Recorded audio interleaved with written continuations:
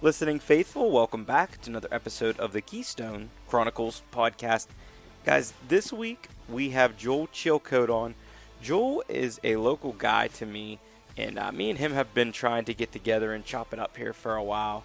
And it's a pretty exciting conversation, more of a sportsman spotlight type episode, just kind of Joel talking about his obsession with the outdoors, whether that be with the fly rod or whether that be maybe with some black powder.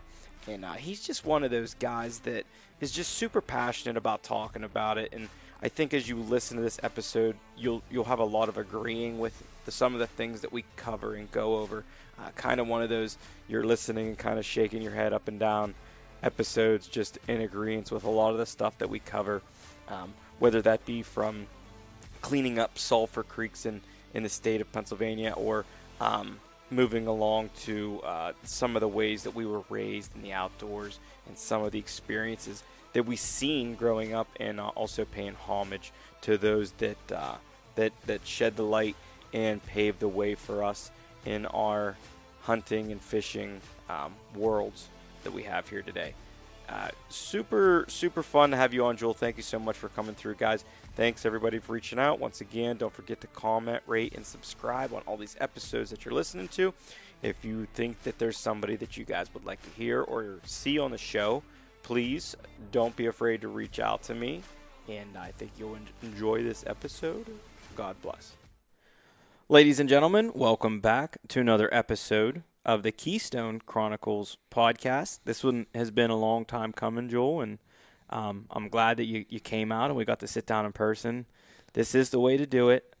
No knock on everything that I do remotely, but even the remote guys will tell you, man, I really wish I was sitting there with you, because it is the best. But unfortunately, with modern day and especially travel and gasoline, you can't even afford to drive down the road.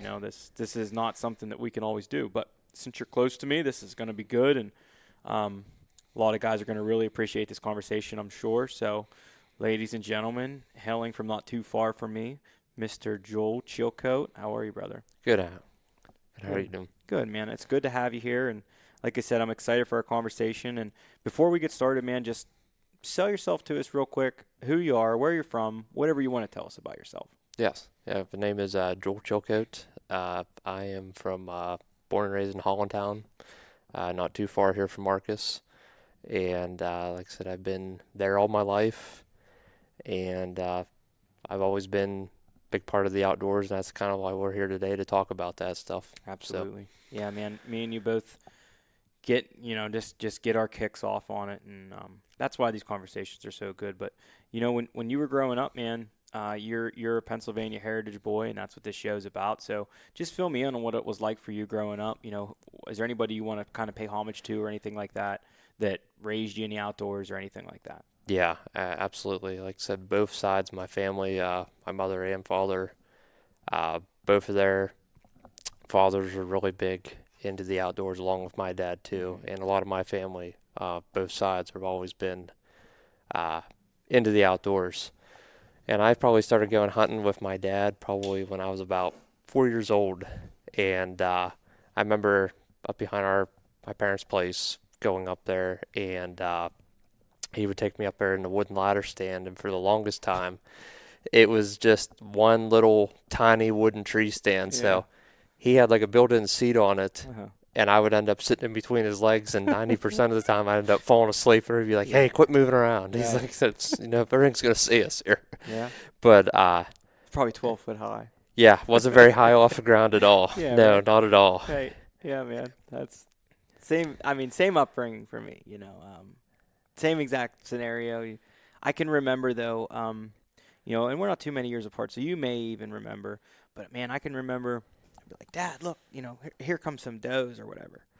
Well, geez, I would have been probably, like you said, super young. I don't know, 4 to the 7 spectrum, somewhere in there. Yeah. And just, like, herds of, like, 30 doe. Mm-hmm.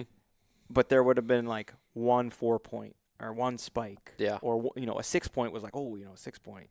Mm-hmm. Right? And I remember telling my dad, like, oh, look, here come the doe or whatever. And that wasn't ever. They actually had a 3-day doe season is what it was. Yeah. So it was open season for 1 week for buck, for antlered. Mm-hmm. And then it was the 3-day doe season. I think, if I remember right, and I could be wrong, but I think it was the Thursday, Friday, Saturday. I think is how they did it. Yeah, I think so. But it's come a long way, man. It's wild, and like we do bring this up often on the show, but like the antler restrictions just totally transformed. Yeah. That, and we did. A lot of guys don't want to hear it, but we did start whacking a lot more does, and that changed some things.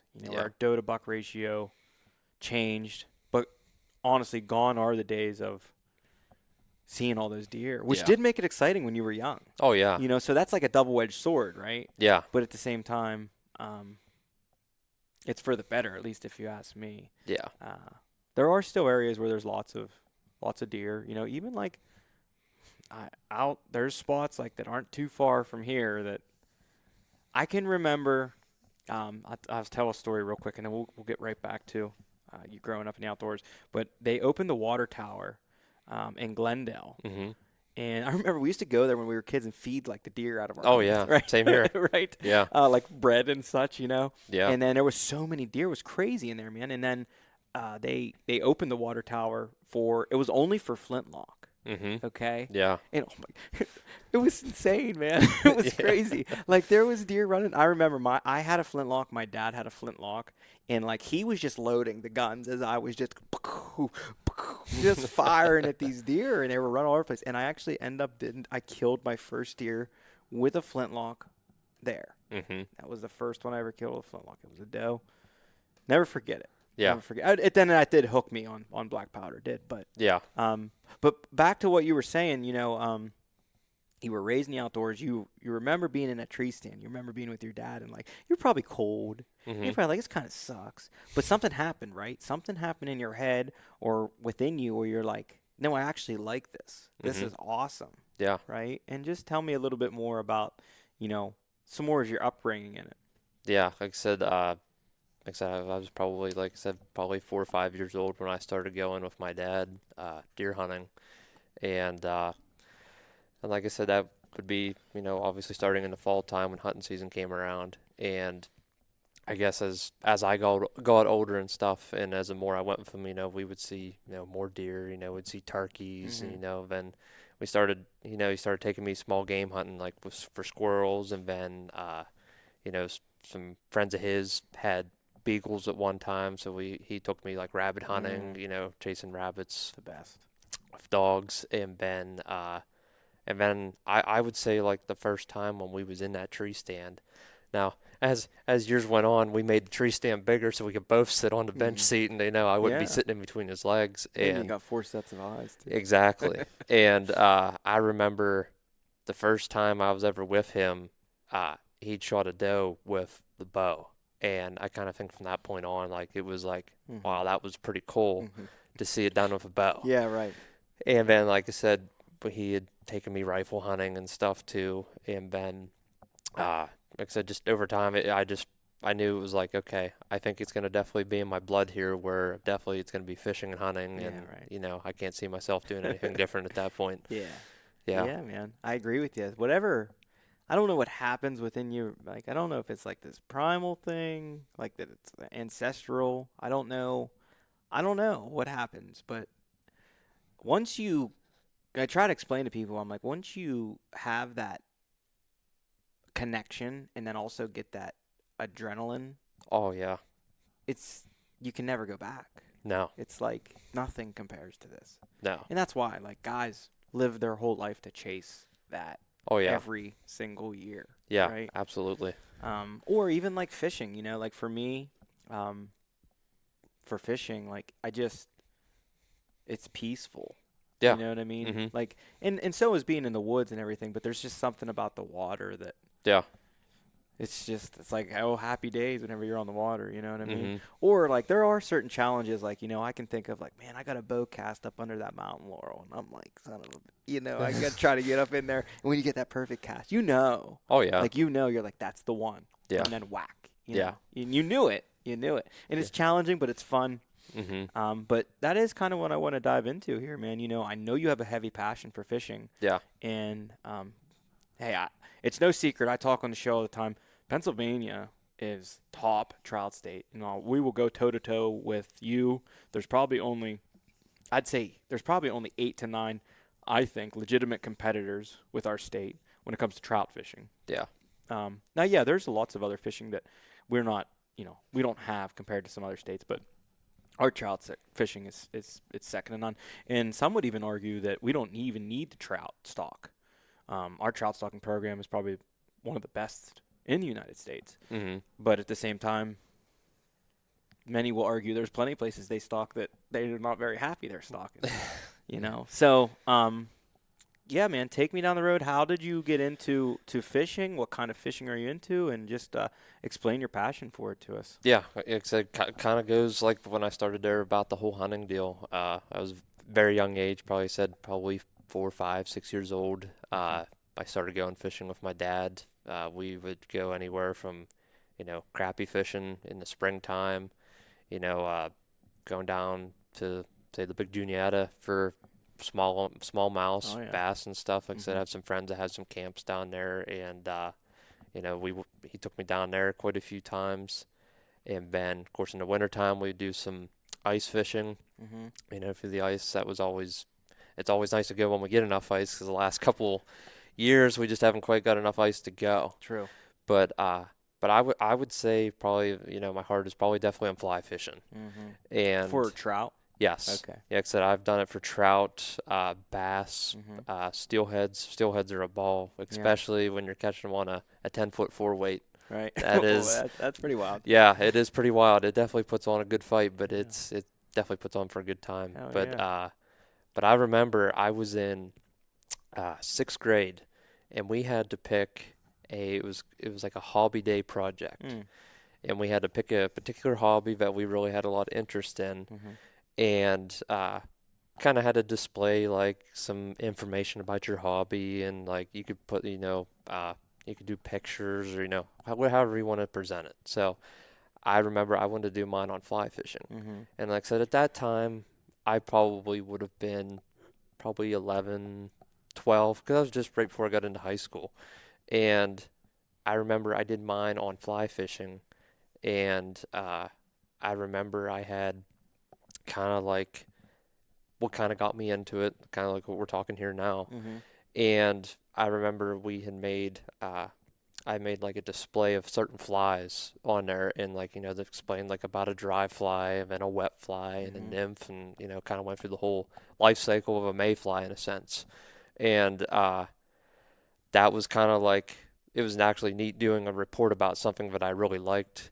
And then just from there, I just kind of always stuck with it and been doing it for probably 20 some years now. Yeah. But kind of like when I first started fly fishing, and I would say, probably a lot of people were, I would say probably at the same step. I did mainly a lot of dry fly fishing. And I was like, it was always neat watching them come off the top, and, catching the dry flies, as the mayflies are hatching and stuff. But I just knew, like, I would definitely really like to get into nymph fishing. And I was like, because you think about it, a lot of them trout, they're doing a lot of the feeding. They're on the bottom. We're getting them flies as they're coming up to the top, to, hatch into a mayfly. Yeah. So I remember one day, me and my dad, we were down at the Little Juniata, and I kept watching this guy just, boom, one after another. Just crazy. I'm like, what is he doing different? So then I just started paying attention, and I noticed that he was using, like, real long rod. Kind of looked like he was maybe using some different color, fly line.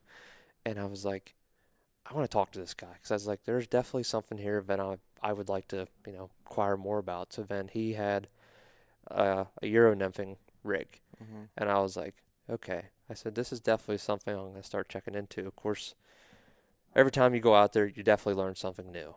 Whether it's, hey, this fly, this color, this water condition worked great today, or, hey, I was catching them on a size 4 streamer one day when the water's ripping and it's muddy, because, there's always different conditions out there, and the fish are always going to be eating something different. And then I really started getting into the Euro nymphing along with my dad.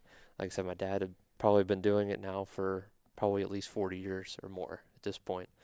And me and him really started getting into the whole Euro nymphing, and like I said, with a lot of great people that I've met over the years too through fly fishing, and all the friends, are out there that eventually hear this. I appreciate all the information that you gave me over the years, and I met some really good people that way. And just from there, I just really got taken off on the whole Euro nymphing probably in the last, I would say, probably 10 years.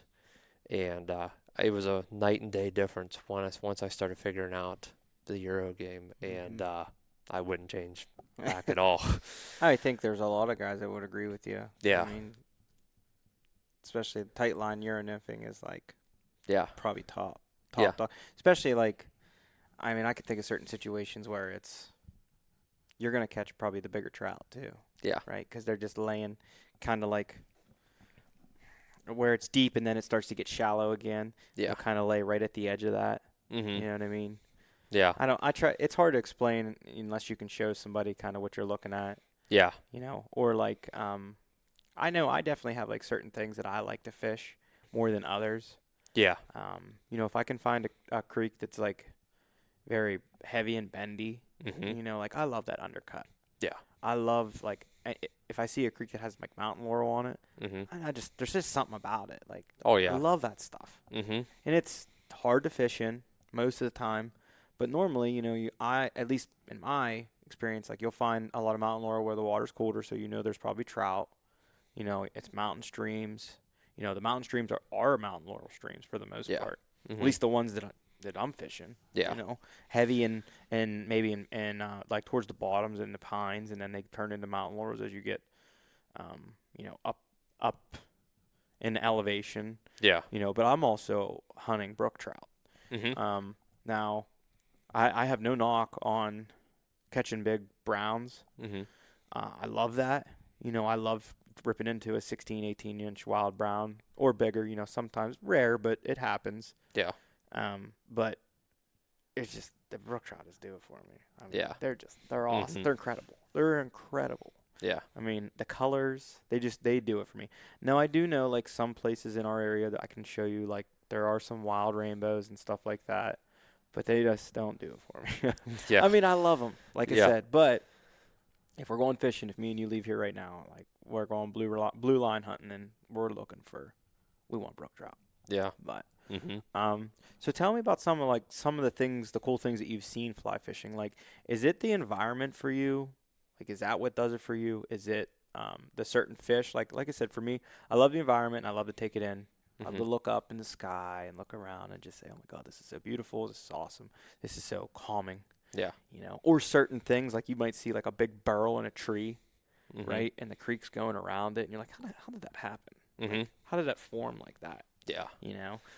But for the most part, I see a heavy bend in the creek and I see an undercut and I'm 40 yards away, 30 yards away, and I'm looking and I'm like, oh, that's the spot, Mm-hmm. I already got it picked out. I'm just pulling my gun up with my crosshairs and I'm locking in, Yeah. And for me, that's the thrill. I also get the thrill from fishing new places. Oh yeah, definitely. Oh my God, that is so much fun. Yeah. Especially whenever you're tearing into them and you're just I can't believe I'm catching this many fish in here, or size or whatever it is. Yeah. But so what are some of the things you're man, that's something that really does it for me there.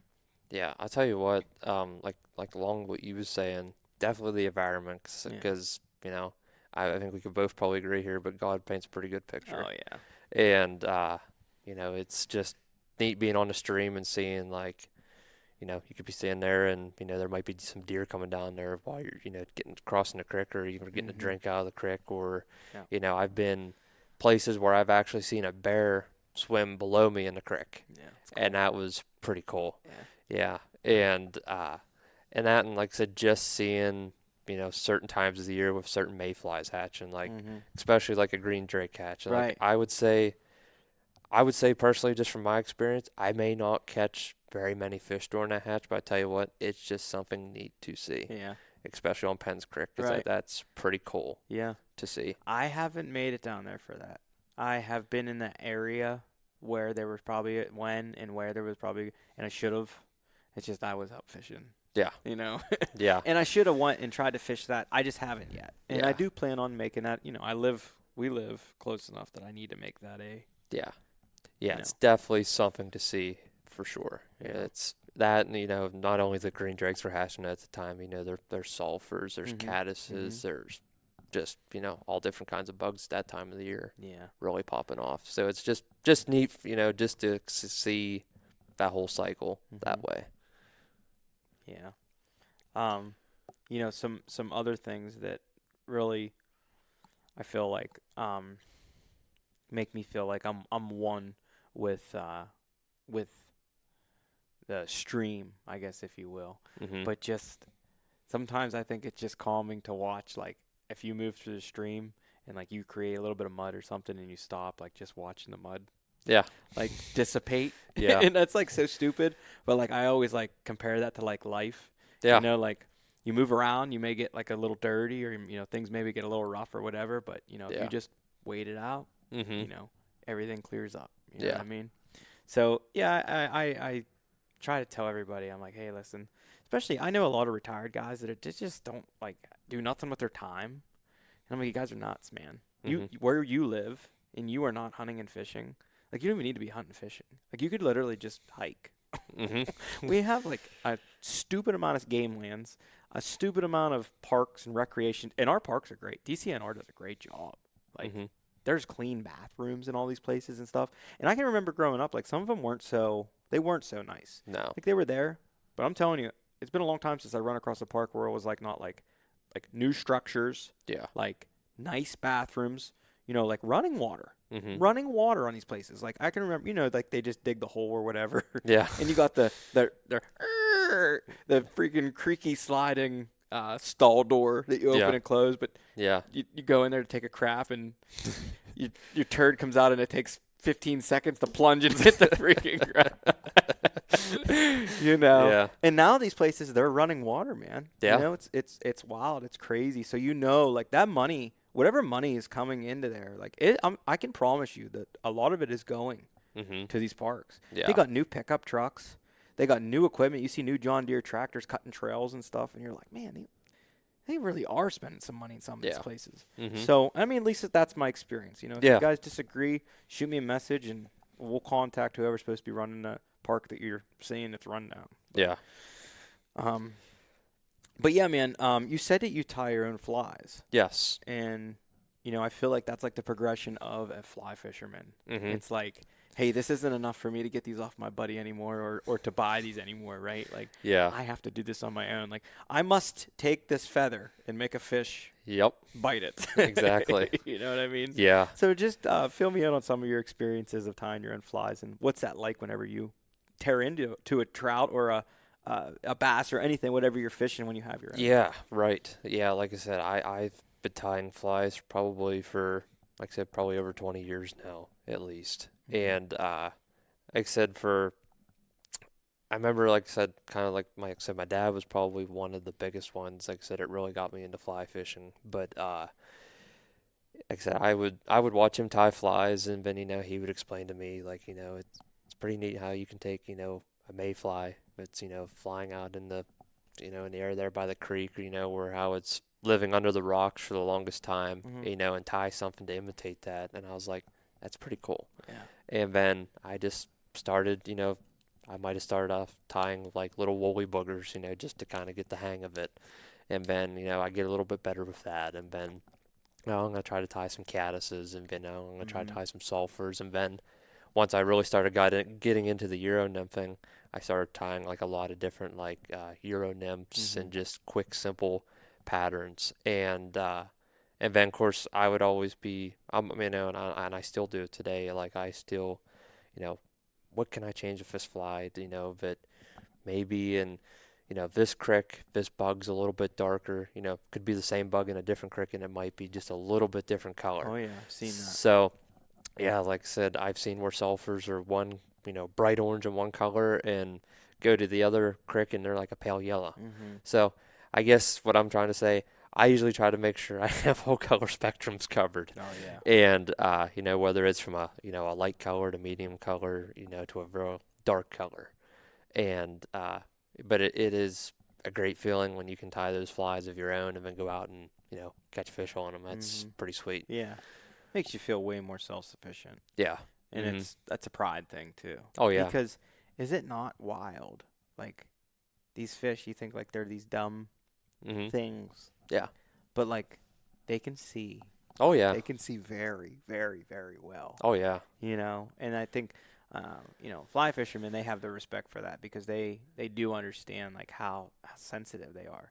And Oh like yeah. people don't know like how sensitive they are to like vibrations on the ground. Oh yeah. You break a limb up here, that doesn't mean that fish didn't feel that reverberation in the water. Yeah. But usually shadows and stuff to get them, but they always impress me. Like, Mm-hmm. Oh yeah. like you said, you can be. So if you have that orange fly, Mm-hmm. and you try to run that in that other creek where they're kind of yellow, Mm-hmm. good luck. Yeah. You know what I mean? Like if a sulfur's orange here and it's not yellow here, and you use your orange one, but then you put your yellow on and then bang, Yeah. and you're like, these are like half a shade of color off. Yeah.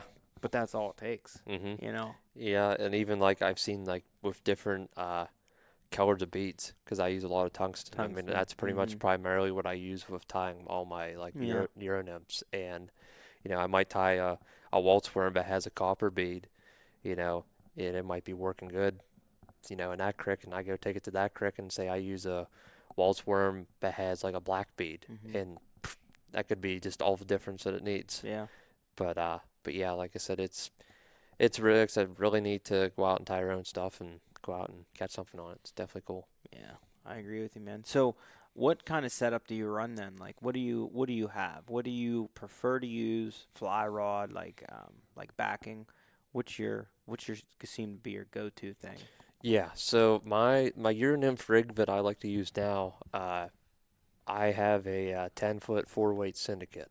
I've had them for many years, and I've had multiple syndicates, but I would say probably the 10-foot 4-weight. It's just kind of a good all-around rod, for trout. Like I said, I have caught steelheads on a 10-foot 4-weight, which that is a ball. And like I said, I have caught bass on them too, and it just seems like it's still got enough sensitivity to where you could really feel good, when you're trout fishing, tight lining and stuff, to enough to where it'll still handle a bass or a steelhead.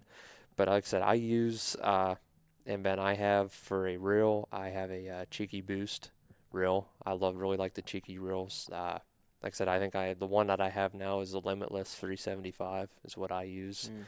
And then I like to use I have the Trout Legend nymph line is what I have now, which I think they actually discontinued it, which kind of made me upset because I really like their lines. So I'll probably eventually maybe switch to like a Cortland or something like that among those lines. But like I said, I tie all my own leaders too, and like I said, that's pretty much my whole setup there. Yeah. Yeah, if you were to tell a guy or woman that was just getting into fly fishing, where would you tell them to start? How would you tell them to start? What to look for? I guess kind of guiding them into starting to fly fish in some way. Yeah, very good question. So if I was to go about that, probably what I would do is, as far as I would probably just just starting out, just kind of get the concept, how the whole fly cycle works, just so that way they kind of know what they're getting into at that sense. And then from there, I would probably start like with just basic casting with a rod, with a fly rod. Maybe start off dry fly fishing because everybody loves seeing them come off the top and taking flies. That's pretty cool. Especially when they're 10 feet in front of you. Because it's just like you're almost like a video game. Like you see the fish and here comes a fly, and you're just waiting for the two to meet. To yank. Especially if you're sight fishing. Oh yeah, that's like yeah. Sometimes it's almost like a tease in a sense. Yeah, like you want to pull it, but it's like too soon. You gotta wait. Or they spit it out right in front of you. Yep, I've seen that too. And like I said, just kind of get, like I said, basic understanding of flies. How the whole cycle works, and then kind of just get into casting, and then take maybe to a stock stream. Once season would come in, or that time of the year, and just kind of keep going at it, and And like I said, over time, as that, guy or woman would get better into fishing, could take it a step further where, would maybe want to try to swing wet flies or, get into the, the Euro nymphing or just, nymphing in general. Because like I said, there's many variations of nymphing out there that you can do. And, but yeah, like I said, I would definitely recommend it to anybody, because it's a rabbit hole, man. Yeah. Yeah. I'm sure you catch that first one, you'll be hooked. Yeah. Right. Especially on something you tied to your own. Yeah. That's a good point. Yeah. Yeah. I like to talk to a lot of people about trying to get into stuff like that, or even if they don't like that and they're intimidated by it, they just want to stick to a spinning in some sort. I tell them, well, make your own lures. Yeah. Live bait. Yeah, sure. Live bait's great. It's really hard to beat like a minnow. Yeah. I grew up using minnows, and like even with me using any other thing, I as far as trout fishing, I don't know that you can really beat it. I mean, maybe during a hatch, but I tell them, well, you should try to make your own lure. Just try. Yeah. Try to do this. Try to do that. Because, you're going to take way more pride in it. Yeah. And then that usually would probably lead into them, well, I want more, right? I need more of a challenge. Yeah. Next thing you know, they're picking up a fly rod. And then I need more of a challenge. I want to tie my own flies. Yeah. So, yeah, it's a rabbit hole. But, here in Pennsylvania, I feel like we have some of the best waterways, and I am not quiet about that. I like to voice my opinion on it. Is there, here in Pennsylvania, is there anything that I guess you look at from the Fish Commission standpoint and think, man, I think in your opinion they could do this or do that, or that they do really well for the Fish Commission? Yeah, very good point. I would say like I said, just from some streams that I knew like years ago that were in very bad shape, due to sulfur and things like that. Oh, yeah.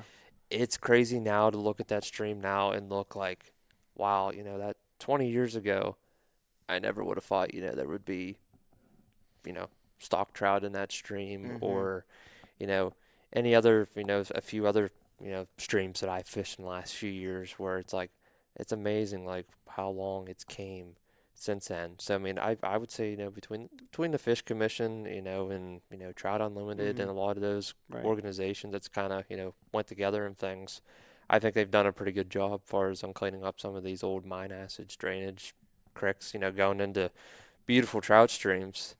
And I think a lot of those streams too will have potential down the road as long as they keep with things. So as far as that goes, I mean, I feel that they're doing pretty good that way. Good. Yeah. Yeah, I think you make a good point. I can think of multiple that I know of. Yeah, absolutely. And yeah, sediment ponds and limestone slurries and a whole bunch of stuff that they do differently that seems to work well. Yeah. It takes time. It takes a long time. But yeah, there's multiple that I can think of that have been cleaned up. And man, I'm telling you, like, there's other ones that I wish like they'd really clean up because, oh my goodness, the water is just the bends and the way that the creek moves, like, and the undercuts and the eddies and oh my God, you're talking like some of the best trout fishing waters I think that you could get around, but you can't because they're full of pollution and I think at some point, they may get cleaned up, but they won't unless you bring it up all the time. So that's why that's something I usually bring up and talk about. But is there anything else that you want to add that maybe, so since they're doing that well, do you think there's anything that they could take a step back, look at it, be like, maybe we should double down on this or take a look at that? Yeah, maybe like if anything, but I could think of in particularly, like if they go into a stream, and they could be stalking it now and realize that there's a great potential like wild brown trout or brook trout population in there, and if it's there already, why disturb it with stocked fish, with wild fish? Yeah. And I would think probably, for me, just from my point of view here, I would say if there's wild fish in there, leave them alone and, let the wild ones raise themselves and, don't let the stocked fish interfere. Don't stalk over a wild population. Yeah. Yeah, that is, as you know, that is one of the top. You can get on any Pennsylvania forum. Oh, yeah. And that's what you're going to. Yeah. I know Little J right now, anybody that listens to this that's local will probably know this, but there is a creek that runs into a prominent creek that is, let's just say it's near Blandburg, okay? And they are going to hydro shock it, and any wild browns that are in there are getting taken out. I don't know what they're going to do with them, and it ain't none of my business. But right. I know that so they basically have a barrier, and if there's any above that barrier that are in with the brook trout population, they're gone. They will no longer be in there. So they'll put the brook trout back, and they'll take the wild browns out. Now, over time, I'm sure maybe, the wild browns will find a way back into there. Yeah. But basically what they're pleading to is, like, if you catch wild browns, do not stick them into these brook trout streams. Yeah. Right? And for those of the people that listen and don't know, like, the brook trout will have, like, a nice breeding ground, if you will, for simpler terms, and the brown trout will come in and they'll take them. They'll go right into the reds, they'll take them. Yeah. They'll just, and the brook trout, they don't have nowhere to go. So, yeah, the brown trout, they're a little bit more pushy and edgy, and they get bigger, they eat more. And also, they can live in a lot more other waters compared to a brook trout. They're super finicky. They need a certain temperature constantly. They, you know what I mean? They command a certain thing. The brown trout, they can live up to like 70-degree water. Brook trout wouldn't. They would die. They can't handle that. I mean, geez, I don't know if you catch brook trout, if they're stock brook trout, and you catch brook trout and you decide to keep them and you're going to eat them or something, boy, you got to eat them like now because they just turn into like a mush. And I don't know if that's because they're fed freaking dog food or what goes on, like, you know what I mean? Yeah. Because I will say I have, when I was younger, I have had people or been around people that have caught like a native trout, and I have eaten them, and they are different. They are most definitely different. Yeah. The colors in the inside, or even like a holdover. A holdover trout. Sometimes you get holdover trouts, and you'll open them up, and you're eating them like a stocked holdover. Yeah. And they're pink. They start to turn like a pink color on the inside. Yeah. But I have heard like that is certain hatcheries and stuff, like what they feed and what their diets are. But the stalking over a wild population is probably not a good idea. But I'm not a fish biologist. Yeah, same here. Yep. But I haven't seen it do any good though. So on the flip side, I fish areas where they stalk upper. I fish lower, and I still catch lots of wild. Yeah. So I don't know what that impact is. I don't know how far these fish will actually travel. I know that I have caught stock trout in upper limits of stock trout streams that are miles. I mean, miles. I'm talking like 6 to 7 miles. Like, you're not catching wild golden rainbow trout. Yeah. Well, I have. And you're talking miles, more than one. It's not like this random occurrence. So, like, they'll move. Yep. And I just like to know, like, how far they will. I guess they will move very, very far. But, yeah. But, yeah, they do that often around here. There is a couple I know. Streams you know of, too. Yeah. That they overstock on the wild population. And the wild population is really good. Like, really, really good. Yeah. So, yeah, I don't know why they do it. My assumption is the people that live in this area have connections to those people that stock, and they want the fish stalked, and that's fine. Yeah. They like to stalk trout, and they want to fish the stock trout. That's fine. But there is a place for it. Yeah. But moving forward, man, I know you're a big flintlock guy. You love the powder. Yes. Can't get enough of the spark. Oh, yeah, absolutely. So tell me, man, how'd you get hooked on flintlock hunting? I mean, you're in the best state for it. I know one of probably one of the very few states that actually has a season 4 muzzleloader, flintlock. And we refuse to budge. Like, this is what we have. Yeah. Yes. Before we even get into that, man, I got to hit you real quick on that because I've talked to a couple guys and like they want change with the flintlock season. Do you like it the way it is? Personally, right now, because I know a couple years ago they had made a change where I think they gave us like an extra week or so. Mm. Of course, it always depended too, like how when Christmas fell to kind of, you know, dictated how much flintlock season that there was going to be. Right. But I would say now with the amount of time that we do get, I feel that that's it's a fair amount of time for muzzleloader season because we're typically now getting anywhere from 2.5 to 3 weeks, maybe a little bit even longer than that. I know this past season it seemed like flintlock season was on for a good while. Mm-hmm.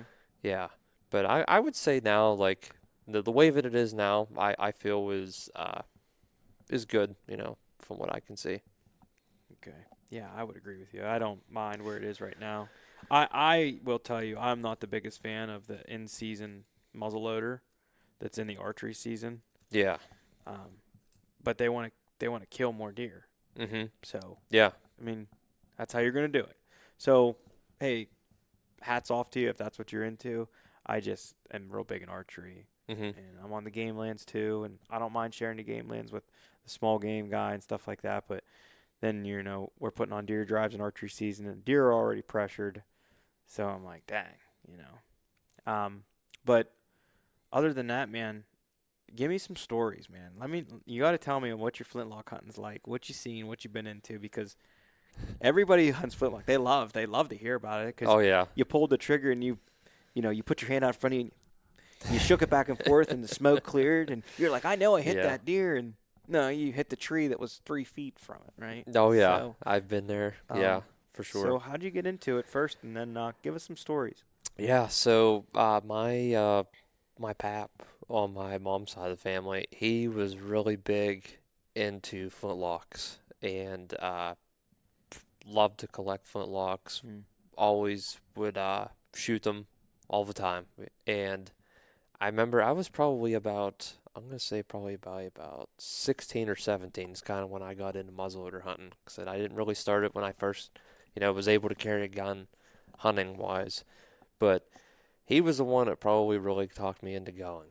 And he said, "Oh, he said it's neat how you can, you put the powder in the barrel, and the powder in the flash pan, and you either using a round ball and patch or maxi ball or anything like Right. that." And I thought that was pretty cool. So I started shooting a little bit, and he was kind of guiding me, telling me what to do, and then my uncle too was kind of another one that got me into it. And I remember the first year that I took one out. I didn't kill a deer the first year, but I remember I missed like 7 or 8 of them. And I knew like, okay, I definitely need some practice here, and that's what my pap told me. He said, biggest thing I could tell you is just practice, practice, practice. So that's what I started to do. I kept shooting, during the summertime and things like that, and as we get into hunting season and stuff. But yeah, like I said, I've killed.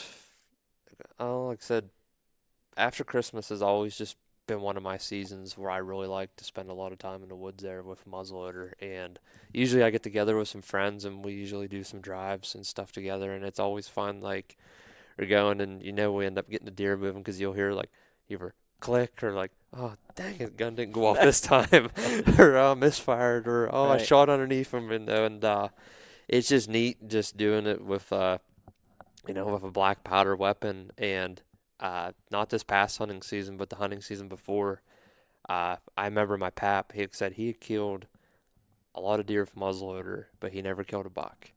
And like I said, been back in 2022. I killed a buck with a muzzleloader, and I was like, that was pretty cool to do. Right. And like I said, at that, and I was like, this one's for you, Pap, because like I said, I knew he always tried to kill a buck with one, but he never did. So when I shot that one, I was like, this is for you, Pap. Like I said, that was pretty cool. That is awesome. Yeah. I've never killed one with a buck. I've only actually even been around or seen like 3 of them killed in the second season with a flintlock. Yeah. A couple in archery, but Yeah, it's really impressive, man. It takes a lot. It does. Like summer winter, you're gonna fight the weather, right? It's that time of the year where it starts Yes, getting absolutely. nasty. I can remember some downright cold, cold, cold, like them negatives. Yeah. And my dad's like, "What the hell are you doing?" And I'm like, "I didn't kill a buck yet. I need to get out there." And he's like, Yep. "Yeah, sure, you're gonna freeze to death." Yeah, that was like this hunting season too. Like I know the day after Christmas, this past year, it wasn't the greatest conditions either. Like I said, there was, I think we had about 5 or 6 guys the day after Christmas, and we did like 1 or 2 drives, and then the rain settled in, and we're like, we're gonna be wasting time here at this point. So then we took a little break for a while, and then gave it a couple hours, and then they're like, well, I know there's a lot of humidity and moisture in the air. Just gonna have to keep the powder dry the best you can. Yeah. And like I said, I think, I did kill one a day after Christmas. I shot a doe, and like I said, this was probably one of the better seasons I ever had muzzleloader. I killed 3 does with a flintlock this past year.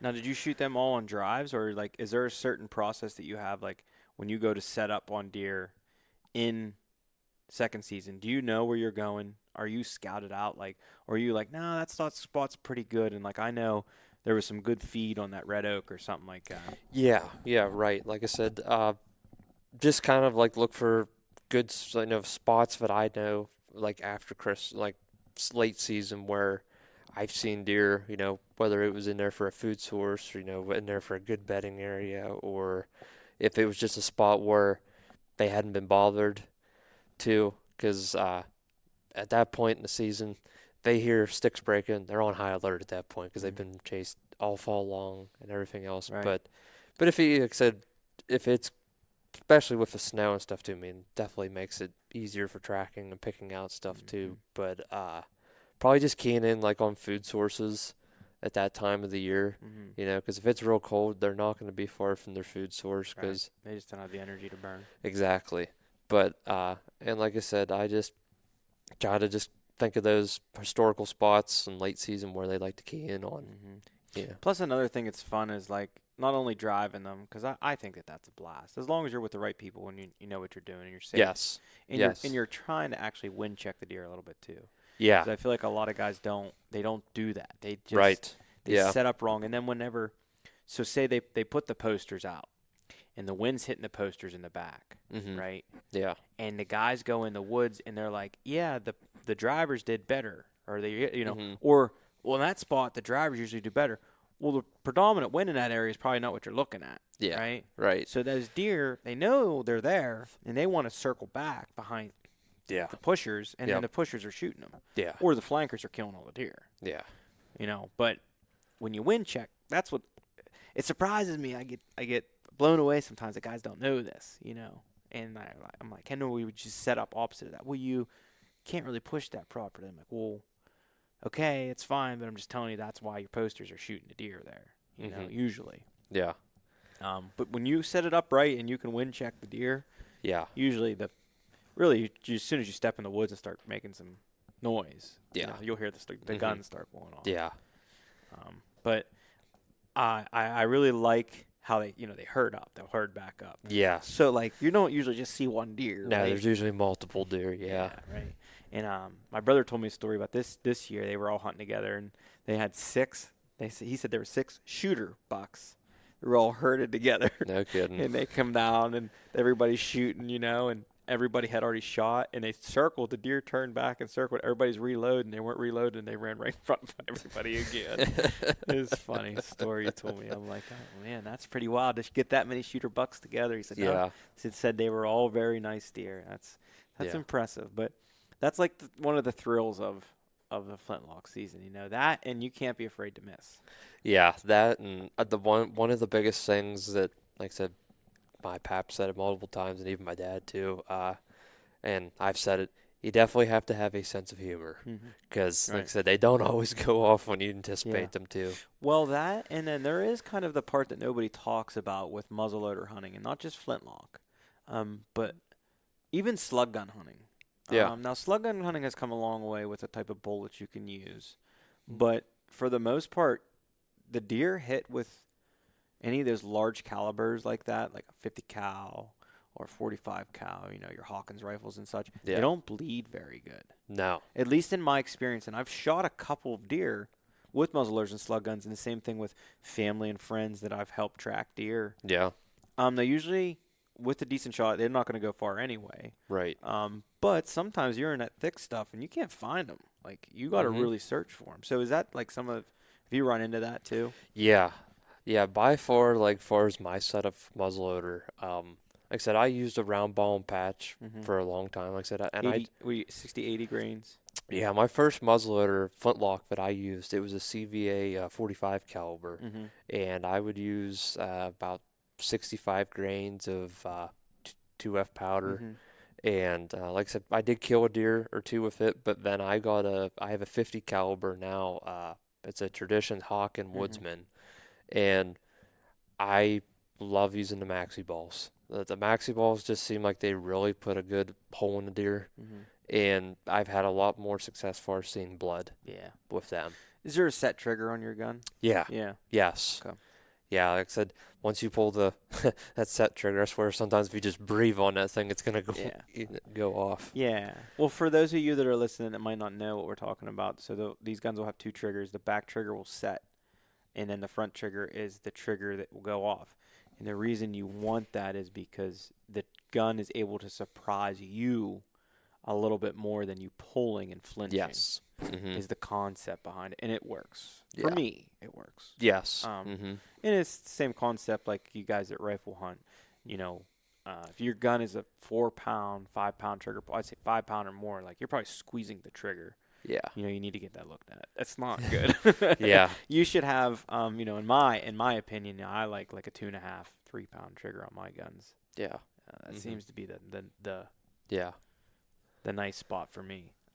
But yeah, man, the flintlock hunting is awesome. Is making your own something that you've thought about, or? I wouldn't mind taking on that project sometime. Like the muzzleloader that my pap used, it was a custom-made muzzleloader, and it was actually a 62 caliber. And that thing, it was dank. Yeah, took everything to lift it. Oh yeah. But yeah, I would like to do that sometime. I think that would be a neat project to do in the future. Now, the open sights that are on your gun, you just have a peep, like open top peep. Do you have a circle peep? What do you have on your sights? Are they? It's just iron sights. It's just straight iron. Yep. Yep. Iron sights. Yeah. And like I said, something else that I have now, I haven't killed a deer with it yet, but it's definitely one that I'm gonna try to. Is I actually have a flintlock pistol. And it's a lot of fun to shoot. Yeah. And so you really want to be a pirate, is what you're saying. Well, maybe you never. But I definitely would like to try to shoot one with that thing. I think it'd be pretty cool. That would be awesome. Yeah. That would be really cool. Yeah. One of my buddies, he's you know him actually. He's real into that too, and I think that's his goal. He really wants to do that. Yeah. But yeah, I think we got it really good with the flintlock thing, man. Like, that is something that's hard to explain to a lot of people until they go and do it. And yeah. Like, this is awesome. Like, It's like we're all playing on the same playing field when it comes to that stuff. And yeah, it's just a good time of the year to get together after Christmas and put some deer drives on and have a good time. Yeah, I agree, and I think that the reason, at least for me, why I like driving deer so much is because the camaraderie that comes with it is like unmatched. And it's like kind of if you and your dad push a buck to your pap or something, like it's not like your pap's the only one that shot and killed that deer. It's like everybody is gonna, celebrate that. You know what I mean? Yeah. And it's like we did this together. Yeah. You know what I mean? Yeah, that was like the very first buck I ever killed. I killed with a rifle, and like I said, my dad was there beside me when I shot it, and as I had shot it, it was running away. My pap actually had seen that deer, and he watched it go down, so it was kind of neat. Like, my pap seen the tail end of it. My dad was there. Generation, right? Yeah, so we were all three there, after we got up to the deer, so it was pretty cool. That is a special moment. Yeah. That is a really special moment. I can remember, it's one of them things, I shot my first deer, and I actually used a 410 pumpkin ball is what I had. whatever you want to call it, slug gun. Yeah. Smooth bore. So single shot, doe come down, bang, I shot her. I was with my dad. My uncle pushed her to me. And he's like, okay, boy, well, you got to gut her out. I'm like, okay, I don't know what the hell I'm doing, And I get in there. You got hair everywhere. You don't really know what you're doing. I remember he pulled the heart out. He's like, well, now you got to take a bite of the heart. And I'm like, what? Do it. It's like a real thing, But I've heard that. I've also heard people, like they'll take some blood, put it on their face or whatever. Yeah. But it's all part of the kill, man, and it's all like a celebratory thing, One thing that I've learned to do whenever I, kill an animal or whatnot is just have that moment with it and, thank it and all that stuff. And I always talk about that because hunters, no matter what, sometimes get a bad name, right? Yeah. Like you guys are just out to kill. I'm like, that's not No. what we do. Now, I will tell you, like, some guys will say, well, I harvested this. Like, I don't know how I feel about that. Like, no, you killed it. Mm-hmm. You killed it. You ended its life, And, yeah, you're going to, clean everything up, process it, feed your family, feed yourself, whatever, the whole cycle, right? And that's the way it should be. But, like, to me, if you harvest it, like, did you grow this thing from, like, the ground? And, like, like, I don't know. I just, to me, I don't really like the term. I feel like it's, like, a more political correct thing than saying you just killed it. But, yeah, I don't know. Sometimes it doesn't sit well with me. I just like to say, yeah, that's the deer I killed this year. Or that, I shot that deer and killed that deer this year also. Yeah. So, but, moving on to some of the thoughts that you think here in Pennsylvania, we did talk about the DCNR, the Fish Commission, some of the stuff that they're doing with waterways and everything. But on the flip side of that, is there anything else like that you think here in Pennsylvania, like that we are doing well, whether that be hunting, fishing, hiking, whatever that is, and then compared to some other stuff that you think that maybe we could do better at? Yeah. I would say, like I said, I'm gonna kind of probably go for towards the Game Commission on this one here. Okay.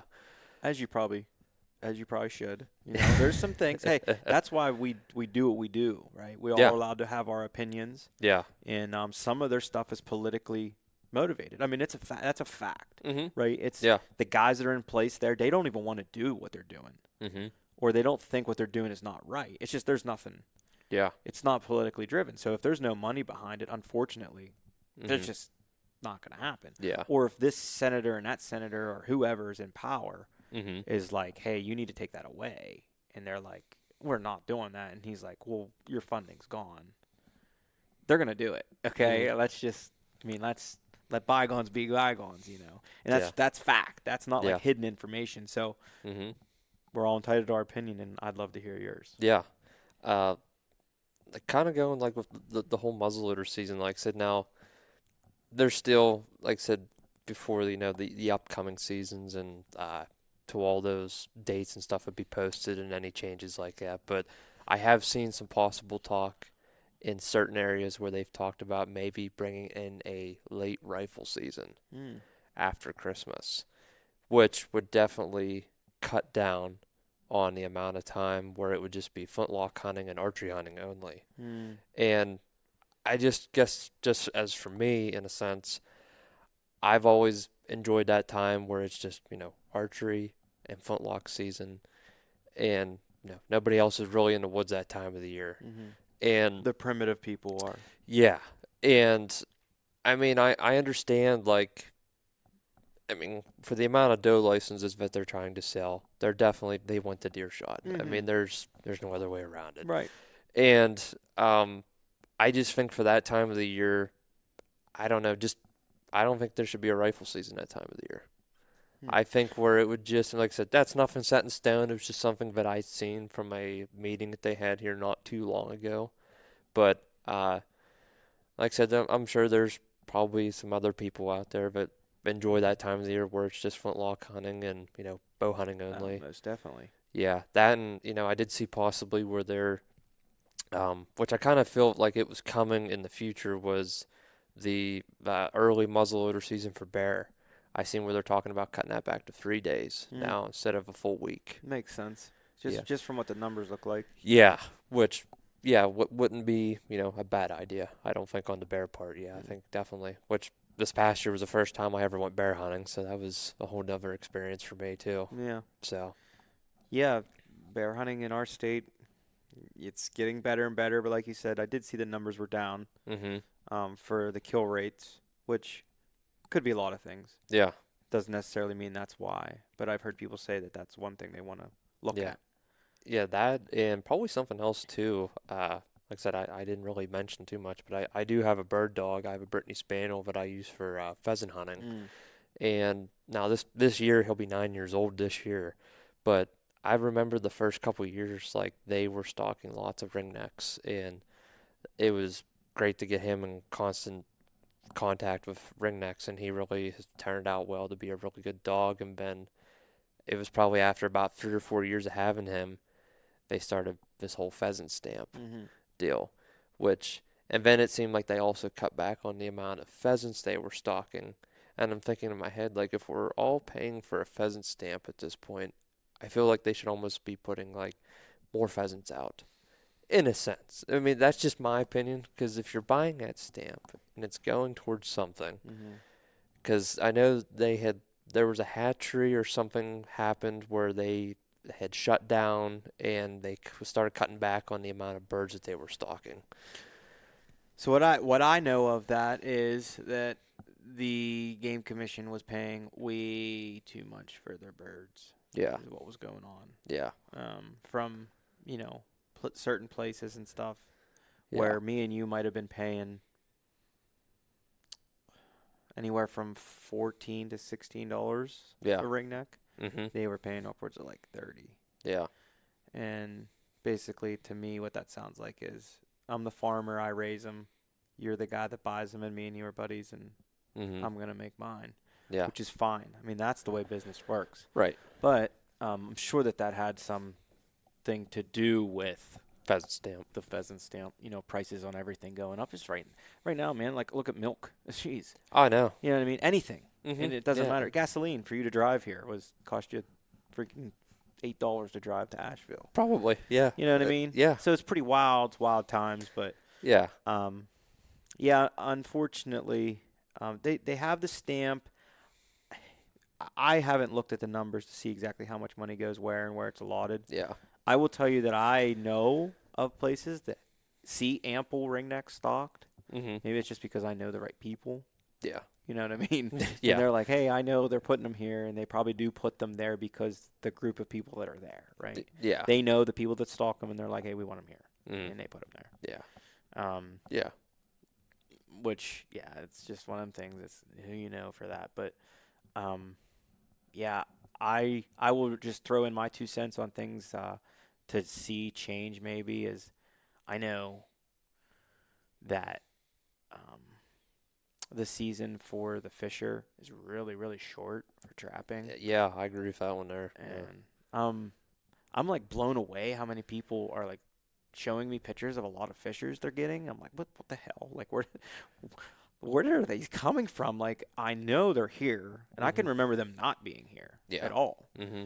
And now, like, I have people showing me, I'm like, what the hell? You have like 6 or 7 fishers on camera, different ones. Like, how? Yeah. I didn't even know that they could like live like that amongst each other. I Yeah. thought they were like super like territorial of their, but like, and I want one.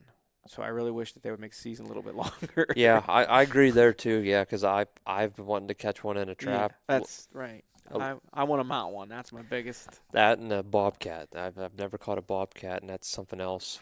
But I'd like to catch. I've never too. caught one, but there's a dead one in there. So Yeah. never. Yeah. But they could probably look to make that season longer. The bobcat, man, I can't believe there's that many bobcats around. Honest to God, I see more and more people showing me all these pictures, and I talk to some people that hunt them with dogs, and which is awesome. I think that is just like badass. I love it. I love that. I think it's so cool. Yeah. But they're on them, man. There's a lot of them around, so I know, and I'm gonna give Josh a shout out again. But like, if you guys have private ground and you want the coyotes killed, you need to let the guys with the dogs in to kill them. I'm just going to say it again. because there's a lot. Yep. I seen the biggest coyote I've ever seen in my life. I was driving from Crescent up to Munster. I don't care who knows this because maybe somebody's on this dog. I know there's a coyote hunt this weekend. And I don't care who knows it, but it's the biggest dog I've ever seen. And it was standing in the field. I thought it was a house dog. I had to stop the truck, turn around. Mm-hmm. I'm like, no way. I mean, it's monster. Had to have been over 50 pounds, easily. Yeah. So these dogs are getting bigger, man. It's wild. I know. Yeah, because there a few weekends ago for Mosquito Creek, there was 53-pounder killed first place. Wild. That's crazy. Yeah, I'm telling you, man, this dog I seen, I mean, he is big. It had to have been a big male. But, Yeah. But that's pretty much what I got for you, man. I really appreciate you coming out here. Yeah. I hope you enjoyed it. Absolutely. Seems like you did. Yeah. This show brings nothing but joy to a lot of people. I always have people hit me up and they're like, "Man, I just love listening to you guys just BS about stuff and bringing stuff up." And before we go, man, where can anybody that wants to reach out to you, maybe ask you some questions about fly fishing, maybe ask you some questions about flintlock, where can they reach you at? Like I said, they can find me probably like on Instagram or something like that. My Instagram is jchilcote_1123. Okay. Like I said, I do post a lot of stuff like on stories and things on there, and if anybody would want to see like, any fly tying patterns or anything like that, or some tips and pointers on flintlock hunting, or anything as far as that, feel free to send a message that way. Good deal, man.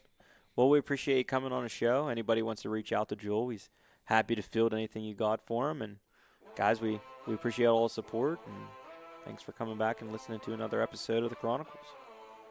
Guys, have a good week, and we'll get back to you with some more guys.